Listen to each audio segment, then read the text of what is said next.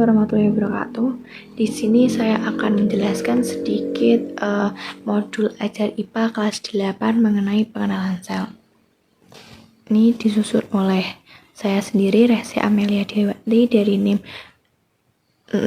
belakang 044 dan dosen pengampu Ibu Feni Widianti. Yang pertama yaitu pembahasan.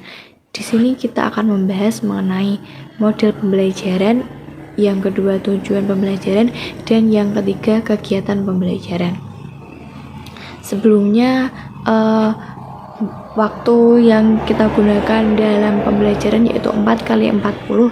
Ini ada 2 pertemuan. Selanjutnya sumber belajar dari buku IPA dan link video sebagai berikut. Dan kemudian medianya yaitu antara laptop, LCD, proyektor, dan jaringan internet. Kemudian alat dan bahan yaitu ada papan tulis, spidol, alat tulis sekolah, penghapus, dan sticky note. Kemudian model pembelajaran yang saya gunakan yaitu problem based learning, yaitu metode pembelajaran yang berfokus pada pemecahan masalah nyata yang relevan dengan kehidupan sehari-hari. PBL ini bertujuan untuk membantu siswa mengembangkan keterampilan berpikir kritis, kreatif, dan kolaboratif. Kemudian tujuan pembelajaran. Tujuan pembelajaran dari modul ajar ini yaitu untuk mendeskripsikan sel, yang kedua yaitu membandingkan pembesaran dan revolusi gambar pada mikroskop, yang ketiga yaitu membuat perwarupa mikroskop sederhana, yang keempat yaitu menganalisis perbedaan sel hewan dan sel tumbuhan, kemudian yang kelima yaitu membuat model sel, yang keenam yaitu mendeskripsikan tentang spesialis sel, dan yang ketujuh yaitu mendeskripsikan proses diferensiasi dari sel. Kemudian yaitu kegiatan pembelajaran, yang pada pertemuan pertama yaitu guru mengucapkan salam dan meminta salah satu peserta untuk memimpin doa. Kemudian peserta didik menjawab salam dan salah satu peserta didik memimpin doa. Kemudian guru mendata kehadiran atau mengabsen. Peserta didik merespon guru dan yang sedang mendata kehadiran peserta. Kemudian guru menyampaikan informasi tentang judul topik kegiatan, tujuan, manfaat, langkah-langkah pembelajaran, dan asesmen yang akan dilakukan dengan bantuan media PowerPoint yang dengan menggunakan laptop yang ditayangkan dengan LCD proyektor. Kemudian peserta didik mendengarkan penjelasan guru tersebut. Guru meminta peserta didik untuk menyampaikan dan pemahaman dengan pertanyaan pemantik. Kemudian peserta menjelaskan pertanyaan pemantik tersebut seperti apa. Kemudian pada kegiatan inti yaitu guru dapat memulai pembelajaran dengan bertanya mengenai pengalaman pelajar dalam mengklasifikasikan makhluk hidup di kelas 7. Seperti bertanya, apa perbedaan makhluk hidup dan makhluk benda mati? Kemudian, mengapa makhluk hidup dapat dikelompokkan dan apa yang membentuk hal tersebut? Peserta didik mampu menyebutkan perbedaan antara makhluk hidup dan benda mati dengan serta alasan pengelompokan makhluk hidup tersebut. Kemudian guru bisa mengajak pelajar ke kebun sekolah untuk melihat bunga atau tanaman dan hewan yang ada di kebun sekolah. Kemudian peserta didik dapat mengamati kebun di sekitar sekolah dan menjawab pertanyaan dari guru mengenai topik yang akan mereka pelajari dalam bab tersebut.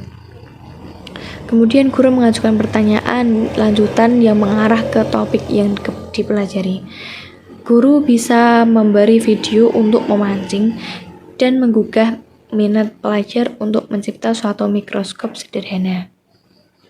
Kemudian peserta didik dapat mengamati video yang diputar tersebut.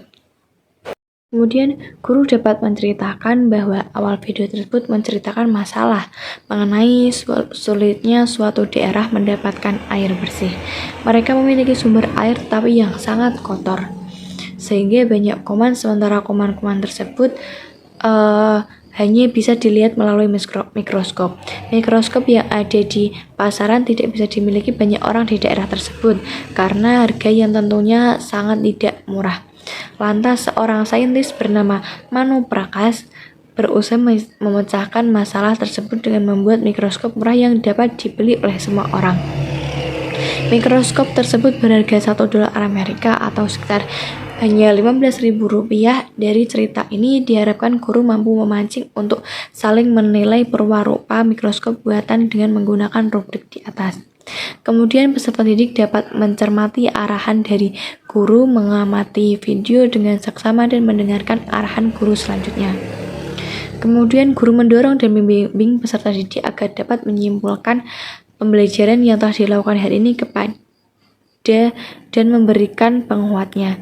Peserta didik dapat menyimpulkan kegiatan pembelajaran yang dilakukan pada hari tersebut. Kemudian guru meminta peserta didik untuk menyiapkan diri pada pertemuan selanjutnya dan peserta didik pun menyimak penjelasan dari guru. Pada tahap penutupan, guru meminta salah satu peserta didik untuk memimpin doa. Kemudian murid pun salah satu dari mereka memimpin doa. Guru menutup pembelajaran dengan salam dan peserta didik menjawab salam dari guru. Selanjutnya yaitu pada pertemuan kedua. Guru mengucapkan salam dan meminta salah satu peserta didik memimpin doa dan salah satu dari mereka pun memimpin doa. Guru mendata kehadiran. Peserta didik merespon guru yang sedang mendata kehadiran tersebut. Guru menyampaikan informasi tentang judul, topik kegiatan, tujuan, langkah, manfaat pembelajaran, dan asesmen yang akan dilakukan dengan bantuan media PowerPoint menggunakan laptop yang ditayangkan menggunakan LCD.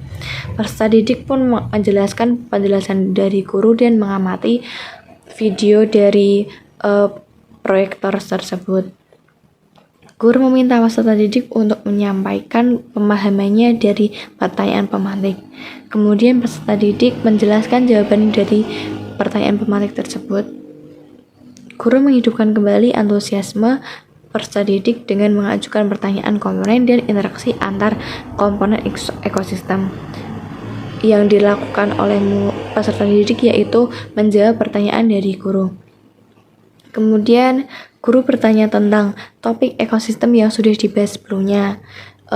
Kan dibagi menjadi 3 level. Level yang pertama yaitu pertanyaannya, menurut kalian apa perbedaan lingkungan biotik dan abiotik? Level kedua yaitu, berikanlah satu bukti bahwa lingkungan biotik dan abiotik memengaruhi kehidupan makhluk hidup. Dan level yang ketiga yaitu, keterampilan sosial dan spiritual apa saja yang telah kalian dapatkan setelah mempelajari subbab ini. Peserta didik menyimak penjelasan dari guru tersebut. Kemudian guru mengajak peserta didik untuk menggunakan internet untuk mencari sumber teori tersebut. Contohnya yaitu menggunakan pH meter, itu kayak teknologi yang dapat digunakan. Guru memilih secara acak kelompok peserta didik yang akan menyampaikan hasil pengamatan di depan kelas. Kemudian peserta didik menyampaikan hasil pengamatannya. Guru memberikan masalah yang berhubungan dengan materi yang dibahas atau yang di dalam diskusi. Peserta didik menyimak penjelasan dari guru.